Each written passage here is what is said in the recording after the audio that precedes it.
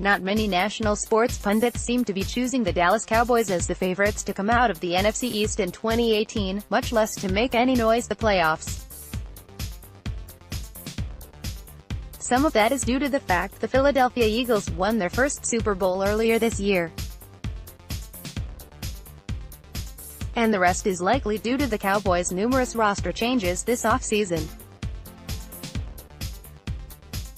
The biggest change followed the exodus of tight end Jason Witten, who elected to retire earlier month to pursue a broadcasting career.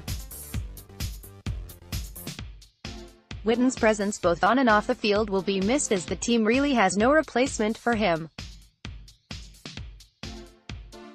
Despite Witten's retirement, most media pundits seemed focused more on the Cowboys' release of wide receiver Dez Bryant earlier this offseason.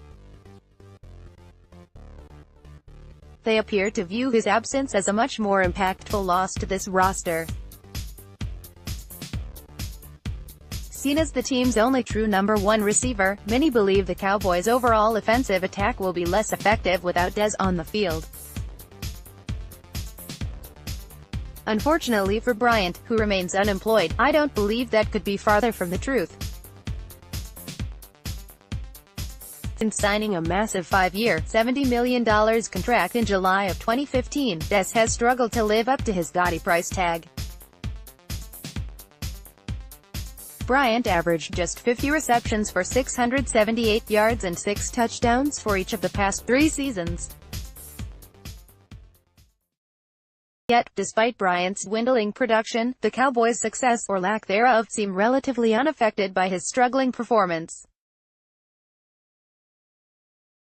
In 2015, Dallas posted a 4-12 record after then-quarterback Tony Romo suffered 2 collarbone injuries. The following year, the Cowboys went an impressive 13-3, earning a postseason appearance in the divisional round. Then, last season, they failed to make the playoffs entirely, posting a 9-7 record. Where Bryant did hurt the Cowboys was in forced targets. Dallas threw the ball to Dez a whopping 300 times in his last 38 regular season games in Big D. That's nearly 8 targets a contest. And that's fine as long as your top receiver is catching a majority of those passes. Unfortunately, Bryant caught less than half of those targets at 49.1%. Without Bryant or any number one wide receiver on the field in Dallas this season, those targets will now be spread out to the open receiver and not focused on trying to justify someone's massive salary or ego. I don't know if any team in the league necessarily needs a no. One receiver, said Cowboys quarterback Dak Prescott according to Pro Football Talk. It's about getting the ball out, spreading the ball around, keeping the defense on its toes. If you need proof that current NFL teams do not require a true number one wide receiver to be successful, just check out the 2017 divisional championships. The 4 participating teams were the New England Patriots, the Philadelphia Eagles, the Jacksonville Jaguars and the Minnesota Vikings. None of those teams had a traditional number one wide receiver. Brandon Cooks led the Pats in targets, 114, last year, and New England promptly traded him to the Los Angeles Rams this offseason. Jacksonville was able to make it to the AFC Championship game with their top receiver Allen Robinson sidelined after Week 1 due to a season-ending ACL injury.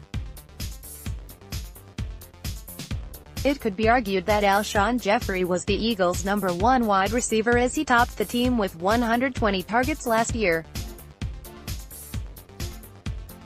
Yet, Jeffrey caught just 47.5% of those passes, and it was actually tight end Zach Ertz who led the team in receiving with 74 catches for 824 yards. Finally, the Vikings have the closest thing to a pure number one wide receiver in Adam Thielen. The 4th-year veteran exploded for 91 receptions for 1,276 and 4 scores in 2018.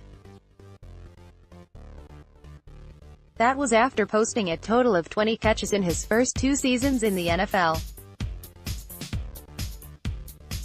It can be argued that the presence of Stefon Diggs negates either being true number ones. They're just one of the top receiver tandems in the NFL. The fact is, the Dallas Cowboys do not require a true top wide receiver to be on the roster in order to fulfill their Super Bowl aspirations. And if the team can take better advantage of the opportunities missed by Dez Bryant the past 3 years, this run-first offense in Dallas has a real chance to exceed national expectations in 2018.